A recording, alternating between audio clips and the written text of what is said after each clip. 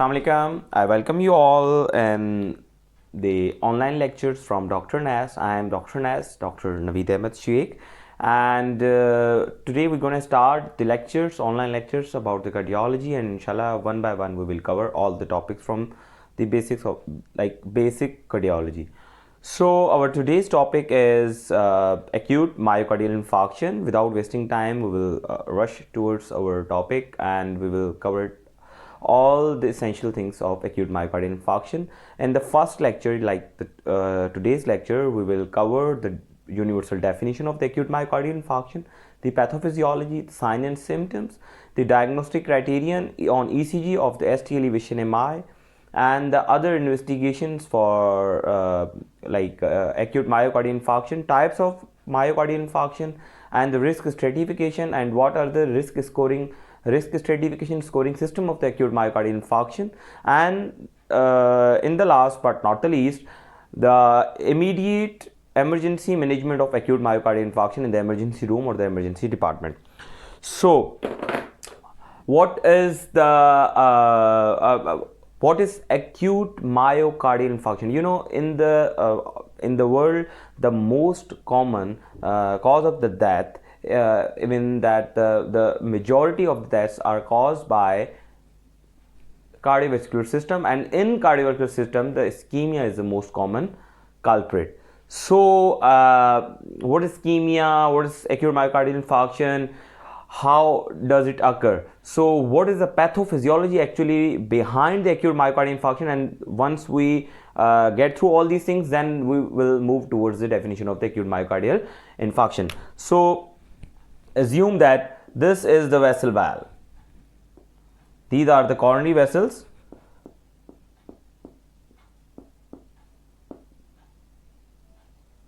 Okay, in your body. So what happened actually, it starts making the plaques. The plaques are like it's a atherosclerotic process in which the plaques or the cholesterol with the foamy cholesterol and other tissues deposited in your coronaries. So what happens actually, these plaques grow in your coronaries and start occluding your arteries,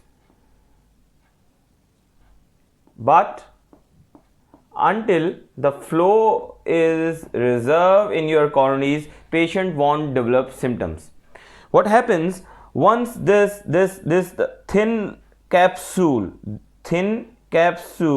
of the plaque ruptures?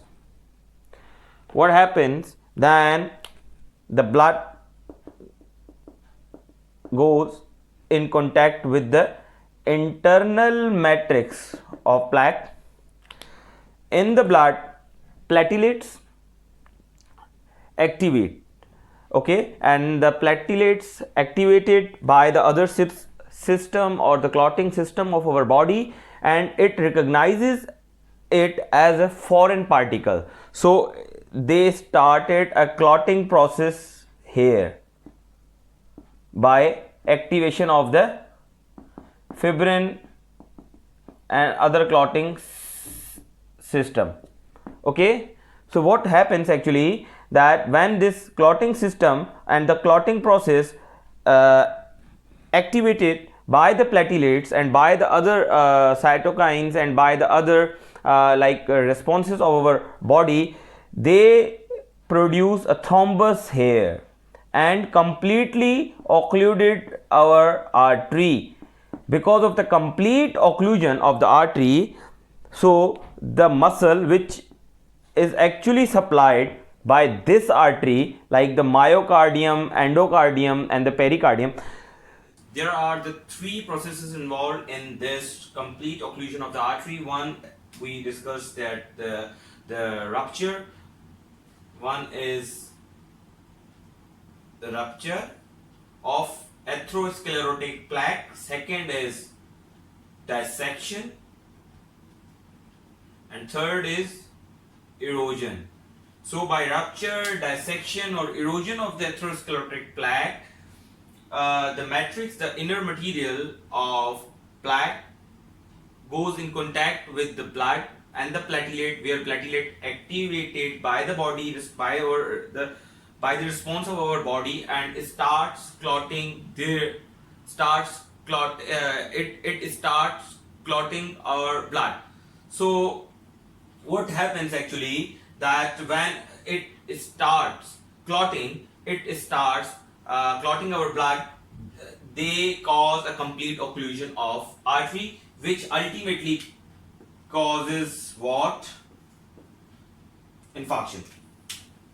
Okay, so what is the definition of the universal definition of acute myocardial infarction? Is that the rise and fall of troponin. Why the rise and fall of troponin occurs? Because the complete occlusion causes the infarction, and infarction causes the release of drops from myocardium. So rise, once this infarction occurs, drops will go up, and once infarctions happen, and after the few days of the infarction, drops will go down. So the rise and fall of the troponin. And second thing is that one value above the 99th percentile of the upper reference limit of the troponin, with any evidence of ischemia and sign and symptoms of the MI, like the chest pain. If these three things are there, you can consider a patient with acute myocardial infarction. Okay, but if the patient had done with percutaneous intervention on that patient, then you need to consider the value of the drop should be more than 5 times of upper reference limit after PCI, if you are going to diagnose, and if you are considering a patient as a patient of acute attenuation of MI with the STT changes in the ECG and the drops, then the drops should be more than 5 times of the upper reference limit. And if that the same patient had done with the cabbage, then you need to consider the 10 times upper reference limit of the drop. Why? Because obviously you know that in the coronary artery bypass graft, obviously there would be more drop release just because of the procedures. So now we're gonna discuss about what? Now we're gonna discuss about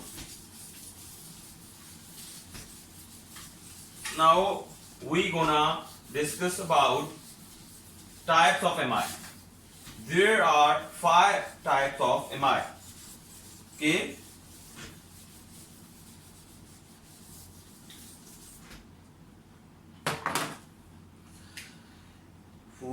Obviously, type 1 is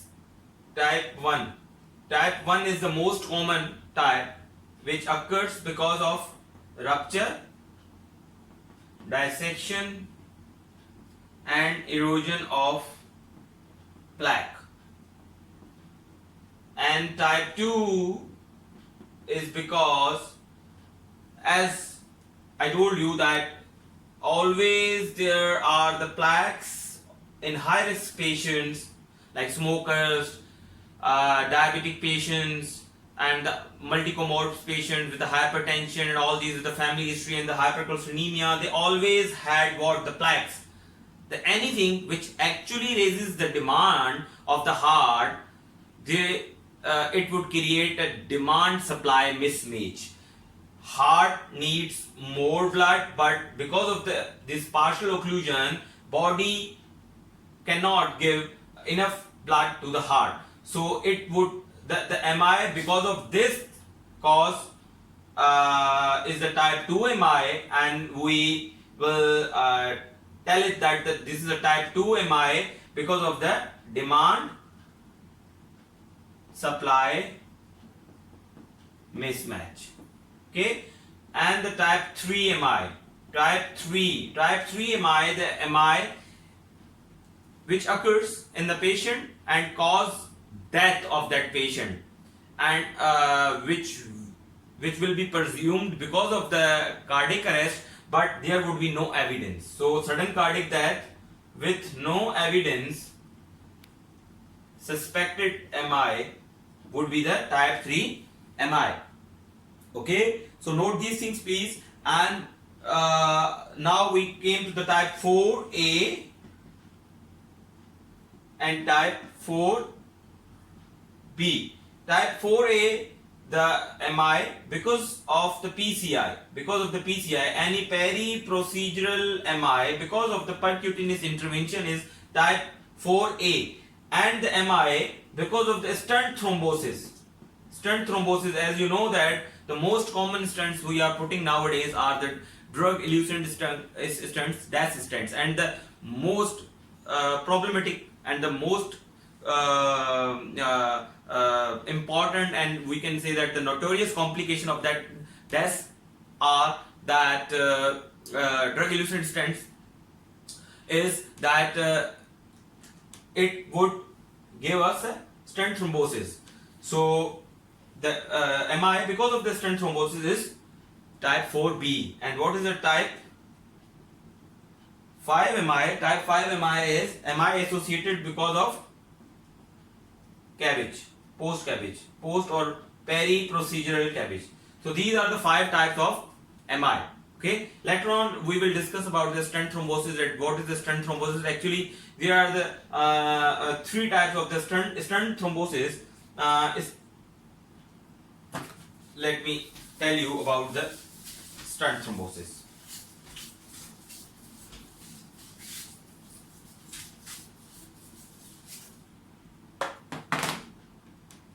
So stent thrombosis is acute, like early, late, and very late. Acute is like within 24 hours, okay, and early is like within 1 month. Okay, 24 hours. Sorry, early is like within. This is like within 1 hour, and this is like within 1 day, like 24 hours, and this is within 1 month, and late is 1 year. More than 1 year is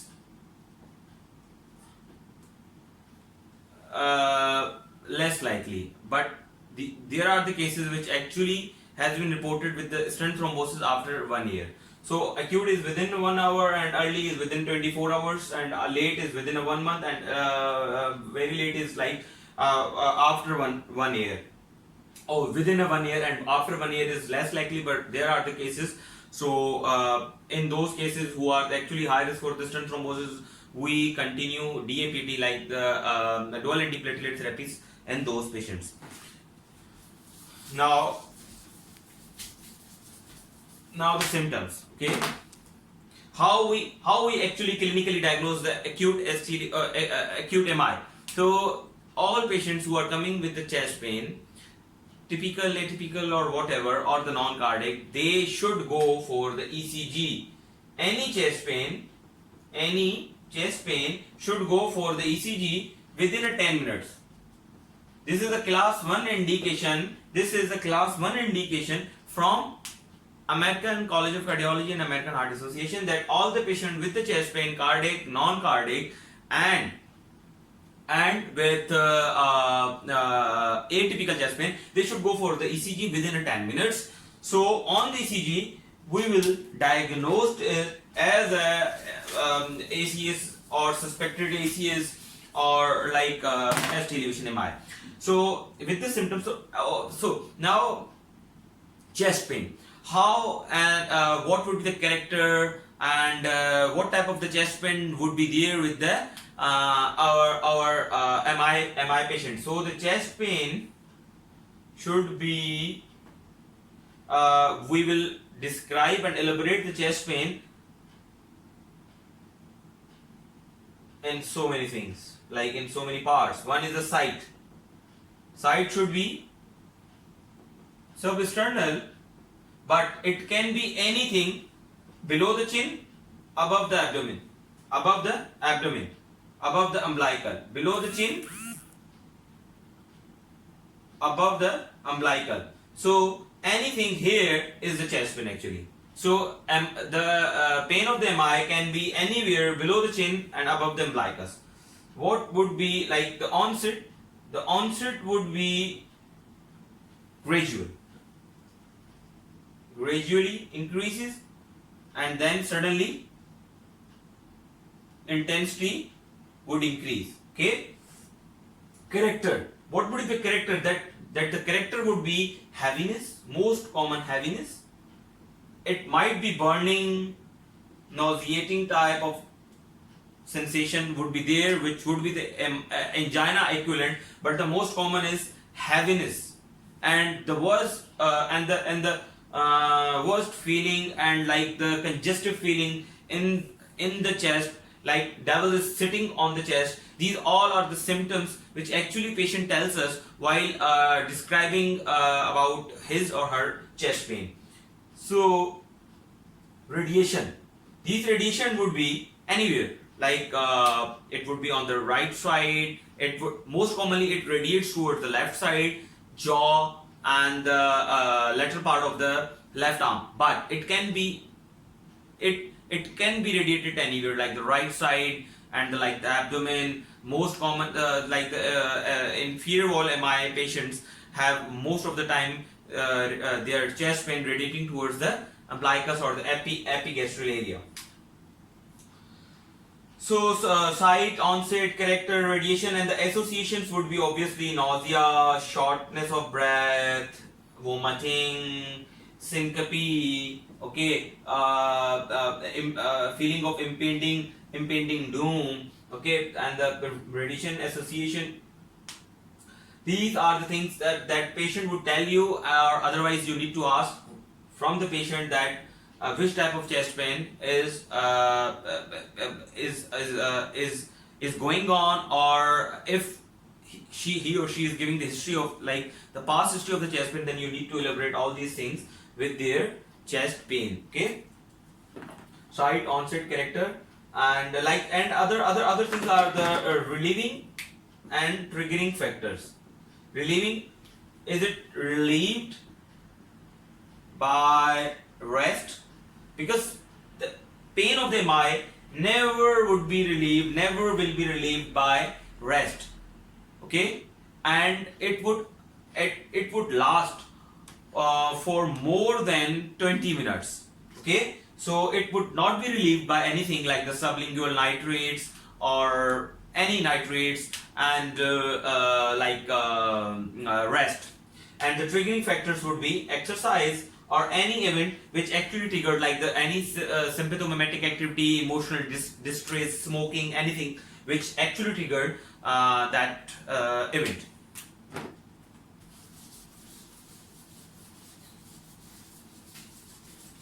Okay, so now what would be the differential diagnosis of the acute myocardial infarction? So the differential diagnosis of acute myocardial infarction, we can divide it into 3 or 4 categories. One is the non-cardiac but chest pain, but life-threatening. So those things which are actually life-threatening but they are not related to the heart are suppose be pulmonary embolism. It is actually indirectly related to the heart, but it is not necessary that it would be related to the heart. Second thing is pneumonia, tension pneumothorax. Okay, anything like.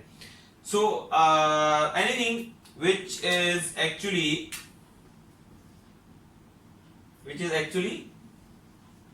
heart but no ischemia. No ischemia means no atherosclerotic plaque. Nothing like ischemia. It won't be ischemia, but there is a chest pain.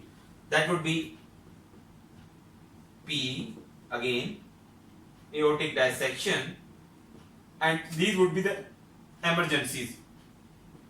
Like the emergencies who are related to the heart but not ischemia.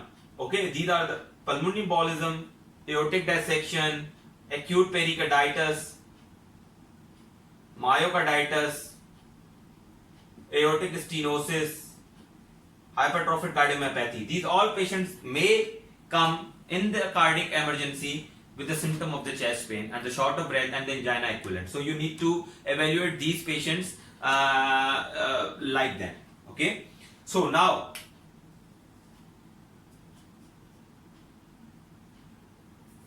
ischemia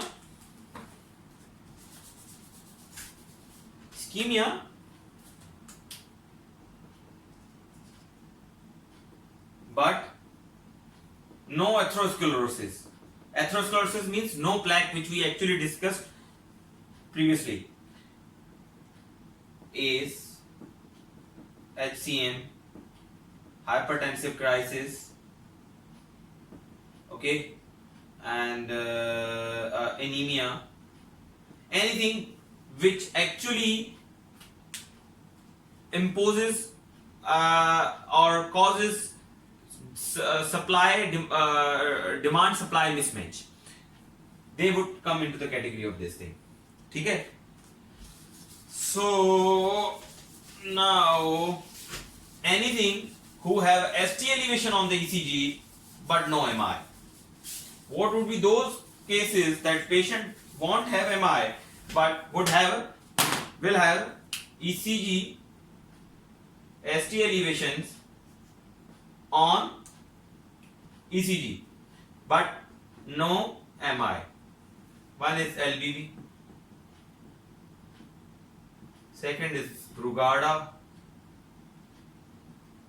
LBB may presents as MI, then we will discuss it later on that how we would diagnose it on ECG if the patient is coming to the cardiac emergency with the LBB or the new onset LBB, or if you are confused like the patient is a new onset LBB or not, then what would you do with that patient? So the third one is the hypokalemia.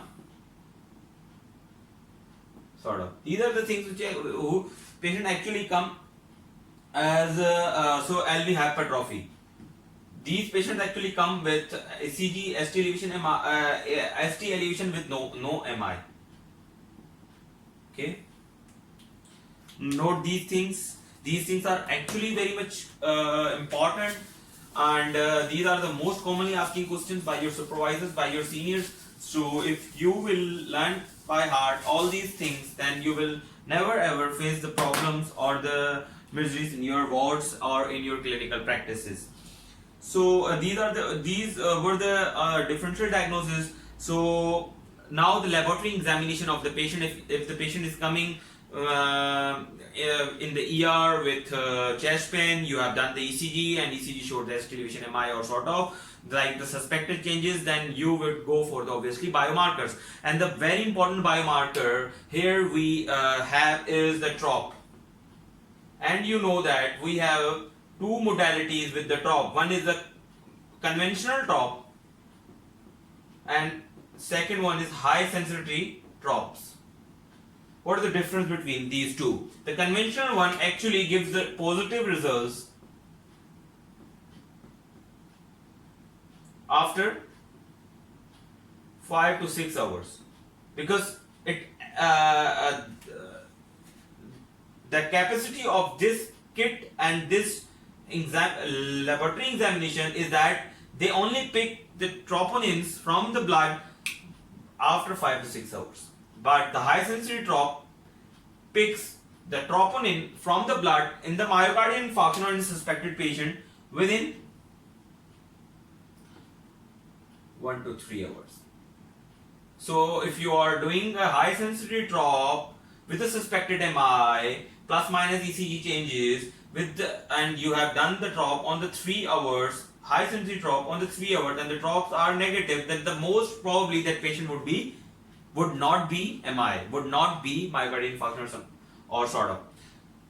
But the probability is that these patients most of the time falls negative, like we will most of the time we do early TROPs on with the conventional one on our patients, and then we get the false result, like the negative result, that would be the false one, so the false negative, and these are what false positive. Why? Because it has the capacity to pick the drops very early and from all over the body, so it actually picks the drops of non-cardiac as well. So high sensitivity drop picks the false positive and conventional picks the false negative drops.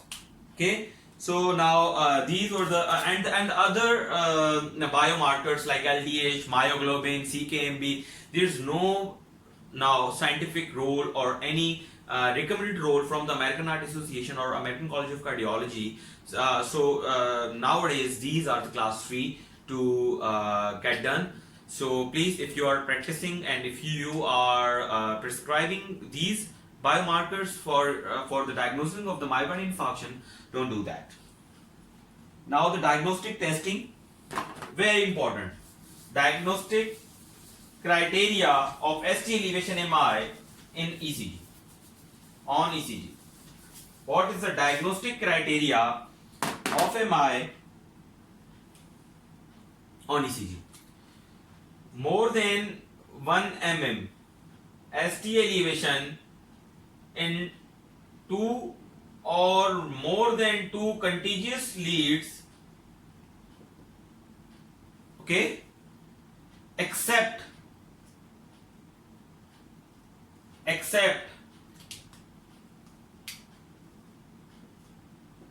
V2 and V3.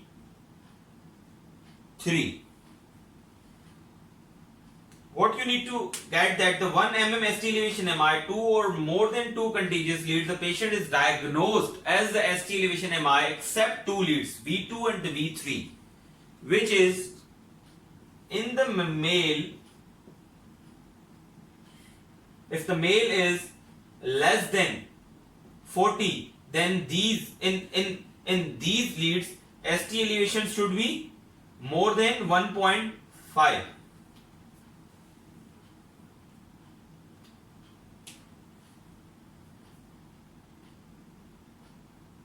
Sorry, should be more than 2.5. And if the male has age of more than 40, then it should be less than 1.5. And in females,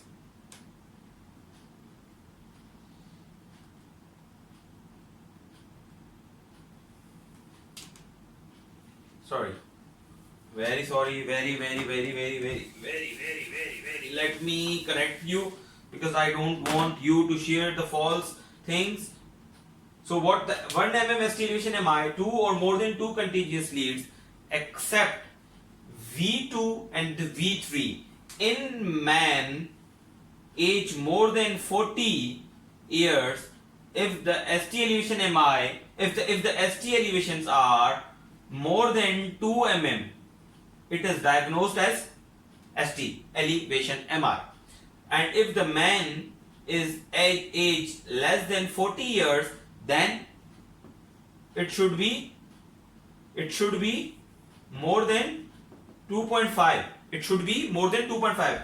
And in women, it should be more than 1.5. So the thing is that actually we have a dispute over these 2 leads. Otherwise, all leads, if all leads except V and V2 has 1 mm ST elevation MI of more than 2 or more than 2 contiguous leads, then it is diagnosed as ST elevation MI except V2 and the V3. In the man, if the man is more than 40, then you need 2 mm ST elevation MI and V2, V3 to diagnose the ST elevation MI. And if the man is less than 40 years, then you need 2.5 ST elevation MI in the 2.5 ST elevations in V2, V3 to diagnose as a ST elevation MI. But in women, you need only 1.5 mm ST elevations in V2, V3 to diagnose the ST elevation MI. So this is actually diagnostic criteria of ECG diagnostic criteria of ST elevation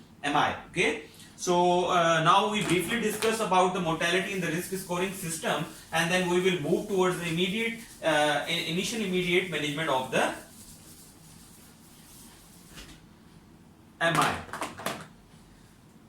So the mortalities, how we would risk stratify how we will risk stratify our patients with acute myocardial infarction. One is that on the ECG itself tells us about the risk stratification. If the patient has extensive MI, anterior wall MI, like what? If one AVL and V2 to V3 is involved with fascicular block, the mortality is 1 month mortality is 20%, and 1 month 30-day mortality, in the 1 year mortality is 25%. If the patient is coming with extensive anterior wall MI, 1 AVL, V1 to V3, and like these leads would be involved, as you know that which leads are actually involved in extensive anterior wall MI with the fascicular block, then the mortality on 1 month is 20% and on 1 year is like 25%. And if the patient has extensive like 1 AVL plus V2 to V3 is involved, then without fascicular block, then the mortality is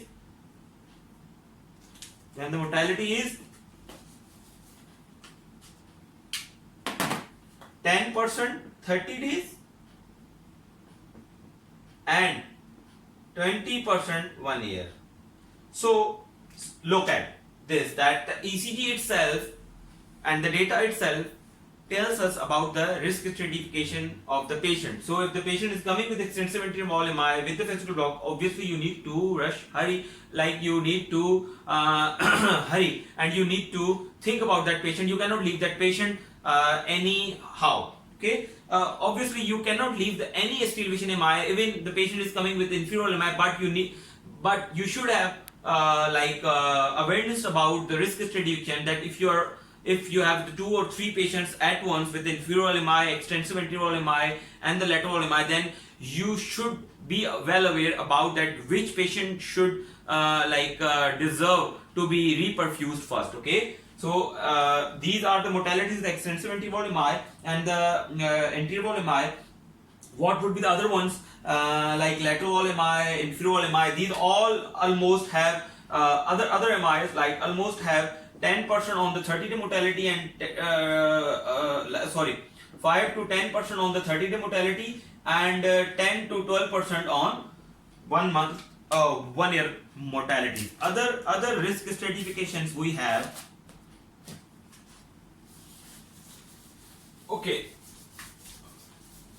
we have forgotten one thing, like we will discuss it later on, that is Barbosa criteria, like if the patient is coming with the LVB. So we will discuss later on. First let me discuss this risk stratification. Other risk stratification you have is the TIMI score, and the TIMI score in the stimulation MI doesn't tell us about the therapeutic options, but it tells us the prognosis. If the patient has a poor TIMI score, like the higher TIMI score, then obviously patient has a poor prognosis. So it would be very easier for you guys to counsel your patient and the patient's attendant about the mortality and the risk of the procedure and the risk of that MI and the risk on which the patient is actually coming in the ER. So what is the TIMI with STEMI? TIMI with STEMI. First we have what? History. On history we have age. If age is excuse me, more than 75, then 2 points. Sorry, 3 points. And if age is 65 to 74 years, then 2 points. Okay, and other than the patient, if the patient is diabetes, hypertension or any other risk factor, then 1 point. So 3, 2 and 1 on the history. On history we have 3 things. Excuse me, age more than 75, you will get 3 points. You will give the 3 points to the patient. And if the patient's age is 65 to 74 years, then you will give the 2 points. And if the patient has a history of the diabetes and the hypertension, then you will give the 1 point. And then physical examination. Physical exam. On physical exam, if the heart rate is more than 100, then you will give what? Then you will give 2 points. If the BP is less than 100, then you will give 3 points. And if the patient has worse clip class like 3 to 4, then you will give 1 point. Okay, so now we have done the 2 things, history and the physical examination. If on the physical examination patient has a heart rate of more than 100, then you will give the 2 points. And if the on the physical examination if the heart rate is less than 3, then you will give the 3 points. And the clip class is sorry, if the clip class is worse like 3 to 4, then you will give the 1 point. And presentation. Now the presentation, we have 3 things in the STEMI: history, physical examination, and the presentation. If the anterior ST or the LBB, then you will give 1 point. And if there is time to treatment is more than 4 hours, then 1 point. And if we have only two things on the presentation, that on if the patient is presenting with anterior MI or the new onset LBB or the LBB MI, is 1 point. And if the patient is coming late after, it's not late actually, if he or she is coming after 4 hours, then you will give the 1 point. So what actually TIMI tells us? So TIMI tells us that if the score is more than 9, then the mortality is more than 35%. If the TIMI is more than 9, then the mortality is more than 35. But if the TIMI score is 0 to 1, then the mortality is almost less than 2%. So if the any patient who is coming actually more than the 9 points, then you will counsel him according to this mortality. And if the patient is coming 0 to 1 with the score of 0 to 1, then you will obviously tell them the mortality accordingly. Other very easy risk stratification we have is clip class. Clip class is very easier. Obviously 1, 2, and 4. So if one is like one no evidence, if the patient has MI with the no congestive heart failure, then patient is in 1. But if the patient has rails as 3, then it's 2. With no frank edema. If the patient is with frank edema, frank pulmonary edema or flash pulmonary edema, it's class 3.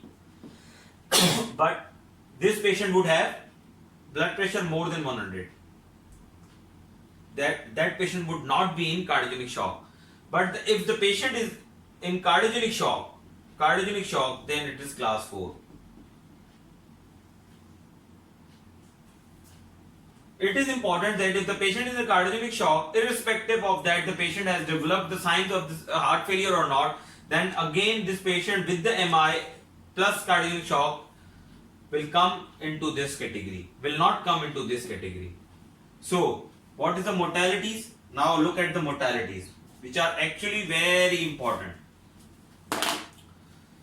Only 5% mortality is with class 1 if the patient has no signs of the heart failure and the blood pressure is more than 100.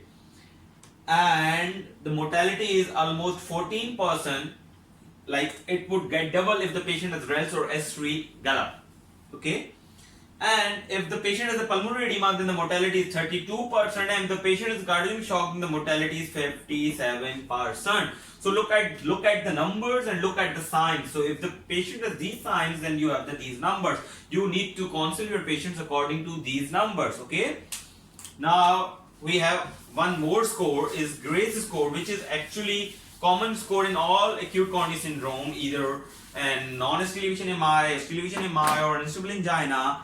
and there are the few additional things in the GRACE score, and GRACE actually tells us about what? GRACE actually tells us about 6 months post hospital discharge and in hospital mortality. So it is a bit difficult score, and you cannot calculate it on the bedside. So you need to calculate it on the Medscape, like on the app, anything like on the app. But there are the additional few things on the GRACE score which actually tells us the more thing, like serum creatinine is there, and like a few like the collapse on the presentation in the ER, CPR was done on the is done on the patients or not. So these things are actually included, and that. Now we come at the Zarboza criteria, which actually we left. Zarboza criteria. What is Zarboza criteria? Zarboza, okay, if the patient is coming us with left bundle branch block, LBB, and you are not sure that this LBB is new and the older one, then what would you do? Obviously, then you need to put the patient on the Zarboza criteria. Okay, and then I will tell you that what Zarboza tells us. First of all, that Zarboza has three things. If the patient has LBB, new onset, confirm new onset, okay, then straightforward go for STEMI management, ST elevation MI management, because it is been diagnosed as that if the patient is coming with the LBB, then you need to treat it like this, elevation MI. But if the patient has LBB but plus minus, or it is not new onset, then you need to put the Zarboza criteria. Now what is the Zarboza criteria? It is the three things. If the patient has the ST elevation, let me write this here. If the patient has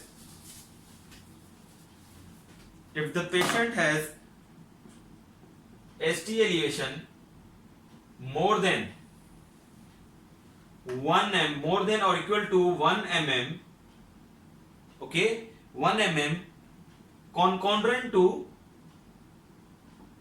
QRS in chest leads. Obviously, in LBB patient you need to check the ST elevation in the chest leads. So chest leads or limb leads as well, you will see that the ST elevation accordingly. So if the ST elevation is equal or more than 1 mm in the concordant QRS, like if the QRS is upward, then this ST elevation should be upward.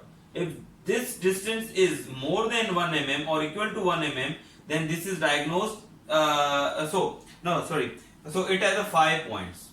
It has 5 points. It means that patient is diagnosed as a ST elevation MI.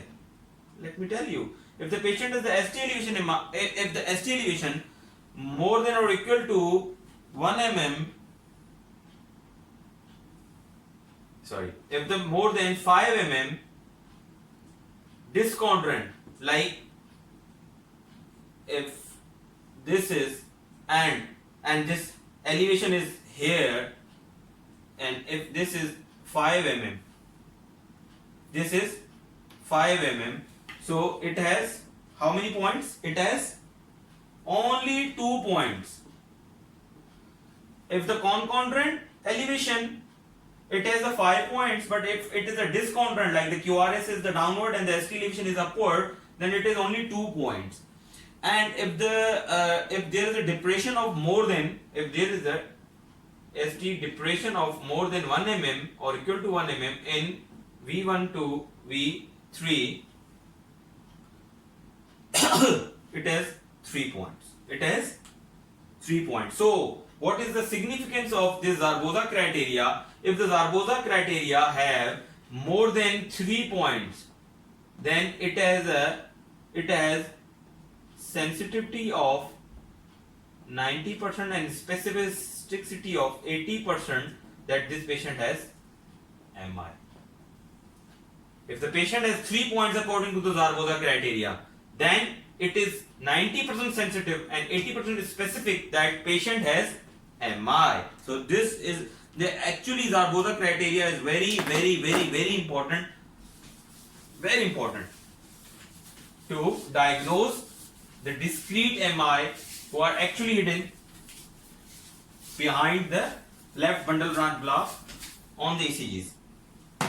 Now the very important thing we are going to discuss is the most immediate,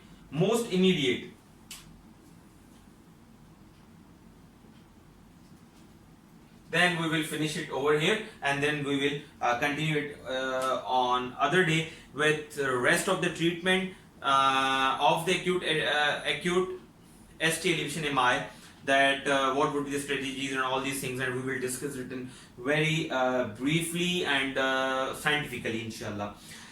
So most immediate management of STEMI in ER, obviously you know that aspirin, adult aspirin 325 milligram ASAP you need to give, or 4 baby aspirin you need to give to this patient ASAP, as soon as possible, if the patient has diagnosed as ST elevation MI. Okay. Second thing you have is oxygen. You will not give a liberal use. You cannot use the liberal. You cannot use liberally the oxygen. You cannot use you cannot do the liberal use of the oxygen on the MI patients. Now it is recommended from the American Heart Association and American College of Cardiology that if the sets are more than 94%, you can there's no need to give the oxygen. If the patient has sets less than 90% or 94%, then you can give the oxygen to that patient. Now and then the nitrates, obviously you need to relieve the pain first. Then what are the indication of the nitrates? Acute chest pain, signs of heart failure, hypertensive crisis, obviously. These are the things. And what are the contraindication of the nitrates? Contraindication of the nitrates. One is what? One is RV infarct, cardiogenic shock, and recent use of drug of impotence, Viagra and the sildenafil within 24 hours and tadalafil within 48 hours. So these are actually the contraindication to use of the nitrates. And the thing, and after that we have what?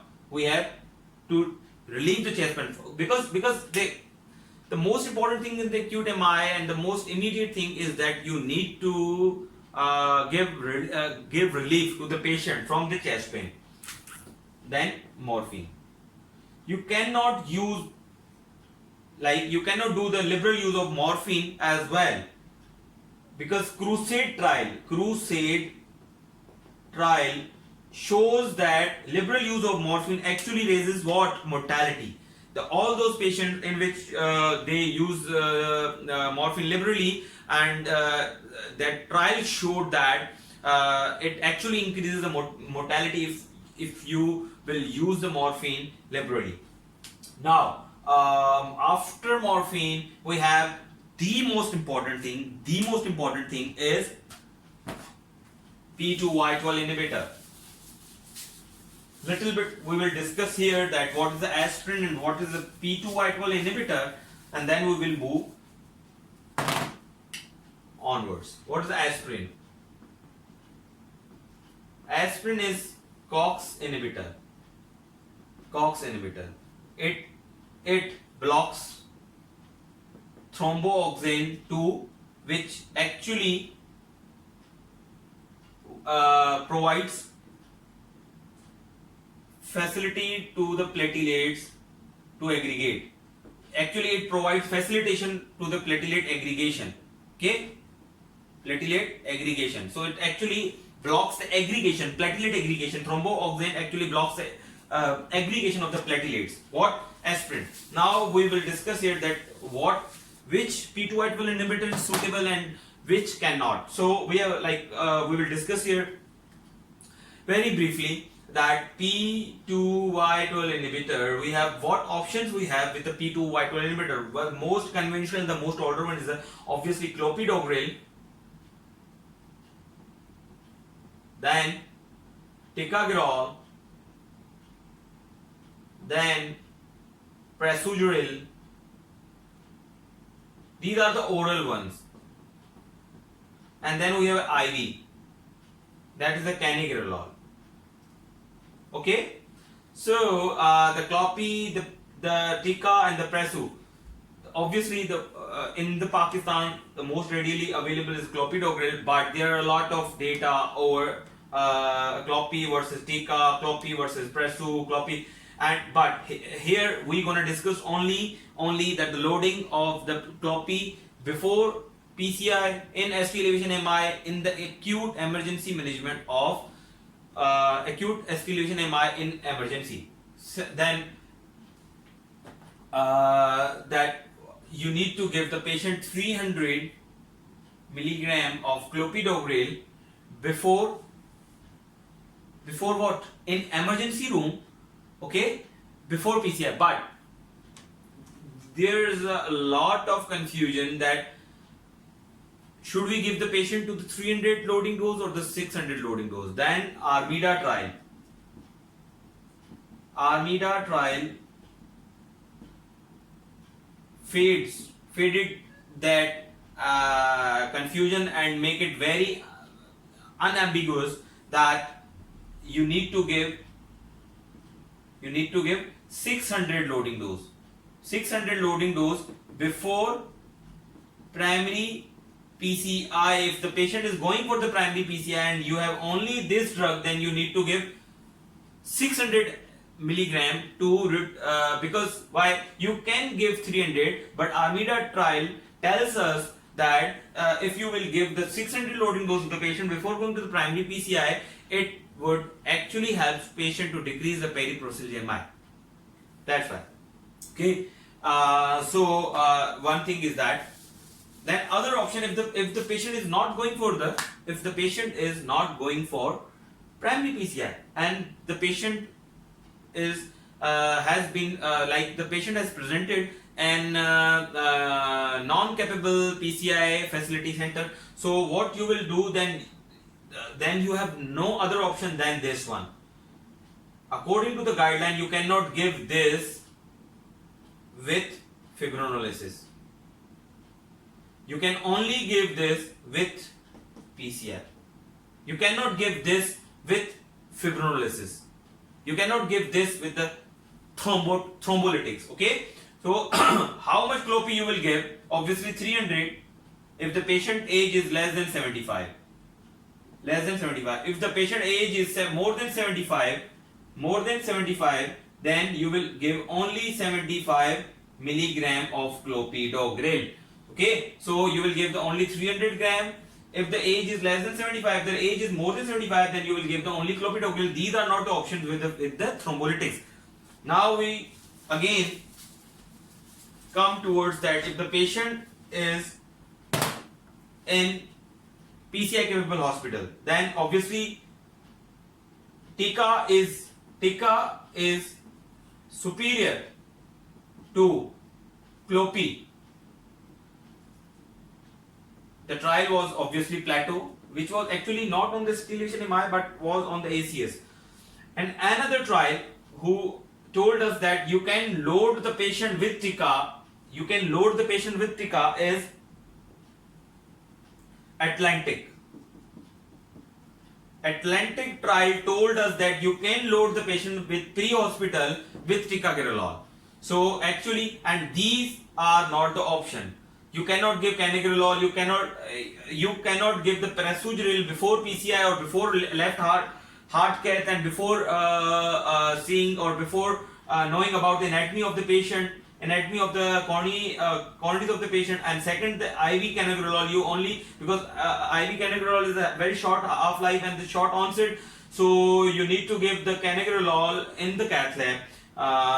before going for the PCI. So you have the only two options in the ER if the patient is going for the for PCI, and TICA is superior over the CLOPI. Atlantic told us, Plateau trial told us in the ER, and CLOPI, I told you that obviously the CURE, the CREDO, these trials actually supported the clopidogrel in the past for the loading dose, and the Armida trial told us about that. You need to give the patient 600 loading dose to prevent the periprocedural MI in acute ischemia MI. Going for the PCI. And the other thing which is very actually important, which is not for the ST elevation, which is not actually for the early invasive or the primary PCI, but which is generally for the PCI, is the statins. You need to give, according to the ACC and AHA guidelines, you need to give the high dose statins before going for the PCI. So statins are the other things. Now we have which things we need to consider before going for the excuse me, before going to the procedure is aspirin, nitrates, morphine, oxygen, P2Y12 inhibitors, and the statins. And I hope that this lecture actually would help you a lot in your examinations, in your basic knowledge. Then inshallah we will then we will start here in our next in our next lecture, and that lecture inshallah we will cover the all treatment, the thrombolytics, the fibrinolytics, the trial supported to the fibrinolytics, which fibrinolytics is better, and the trial support to PCI, trial support supporting all these things, and all the post MI rehabilitation, all these things. So keep watching my videos and learn by heart all these things, and keep learning from my videos, and pray for me, pray for your Dr. Nas, pray for us, pray for my team. Thank you very much. Take care of yourself, take care of your families. Allah Hafiz.